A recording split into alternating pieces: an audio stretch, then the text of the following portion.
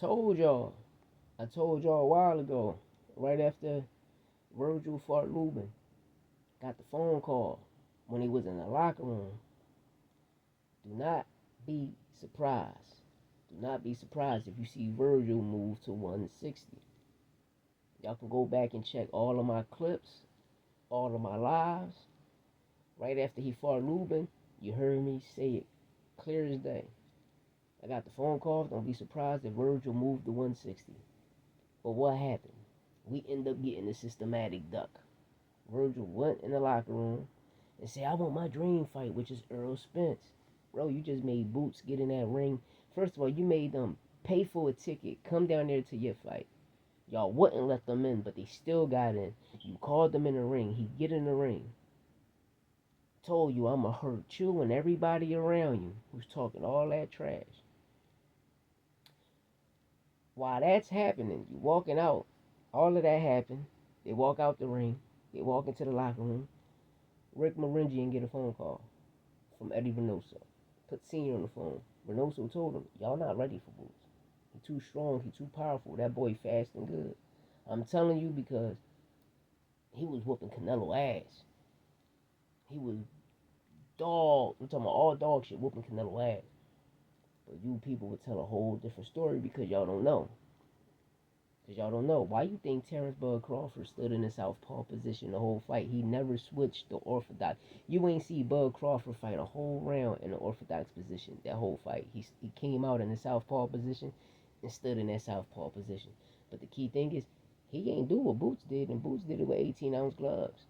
Knocking him all up. Damaged him all that. Bud couldn't do that, but this is not about Bud. This is about Vergil.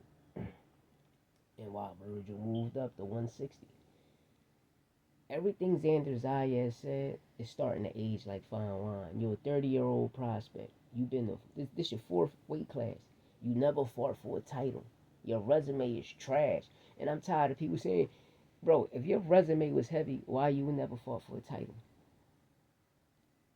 140, you dropped the ball. You ain't fight Maurice Hooker at 140. You fought him at 147 for no title. Stanionis was, before we get to Stanionis, Bud Crawford did duck Vergil. Vergil was the WBO mandatory for 2 years.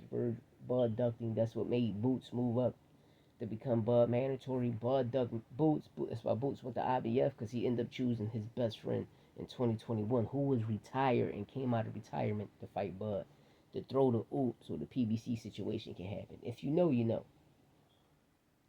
So Vergil ended up going the WBA route. Stanionis ended up fighting for the regular WBA title with this Russian guy and ended up winning.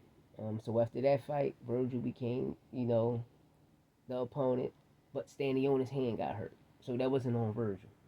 So 5 weeks later, Stanionis healed. Now Vergil ended up sick with the malarkey. I call it malarkey because it's just a whole bunch of malarkey. He ended up sick with the disease called the malarkey. It wasn't COVID, because at the time COVID was popping, but it was the malarkey. Then come back, instead of fighting Stanionis, who been out of commission, not fighting, waiting for you, end up fighting Maurice Hooker. Then you moved up. You moved up for Frederick Lawson, Bowichuk, Matt, all tune-ups. Everybody you fought is tune-up. It's a fact you fought all tune-ups. Then Lubin, you ended up fighting Erison Lubin, who was a tune-up. Lubin been shell-shocked since when? Everybody know he been chinny since the amateurs. But in 2016, when Charlo decked him, turned him to a doormat in the first round, like, come on, bro. You fighting a shell-shock Lube, especially what Fedora did to him late, too. Even when Jesus Ramos was beating Lubin. But at the end of the day, let y'all people tell it, y'all become fanboys. You go to 154, all of this situation happened with Boots. You end up running, the systematic duck of the world. Nobody, that's the biggest duck in the world, what Vergil did. And I told people, and you ask my co-host Santos, and go back and watch the lives. I said, the winner of this, after this fight, I guarantee you, Vergil and Oscar come buddy again, and then he gonna end up fighting. Everything I said came true. And yes, Vergil got the dog in him. But what's holding him back from not getting these title shots? He froze himself out of a title shot. You froze yourself out even of the Fendor. Nigga, you're the WBC interim champion. How come you and Fedora never got in that ring yet? Why you never activated your mandatory clause? Because nigga, the guy he fighting is not his mandatory. You are, not him. You. Bad management. Bad management. You hear me? Bad management. And another thing, for y'all to make the money, you gotta become a champion. Then once you become a champion, you gotta defend it 3 times to start making them high millions. And start making over 5 million, bro. You gotta defend your title close to 3 times, bro. But you people don't know that because y'all don't know the sport. A lot of y'all is just fanboys. For Vergil, Xander Post is aging like fine wine. You're a 30-year-old prospect going on your fourth weight division and still nothing.